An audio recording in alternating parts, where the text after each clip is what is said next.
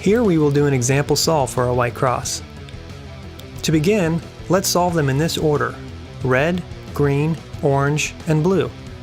Let's find our red-white piece. Here it is.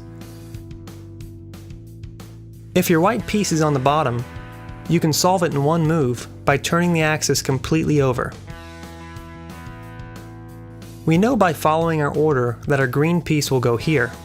Here it is. We know our orange piece will go here. Here it is.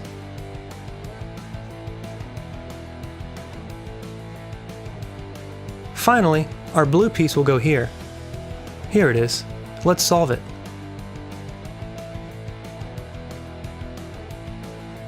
Now orient the top layer so that it matches its centers. There we go.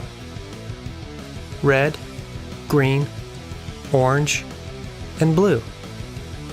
And that's the white cross.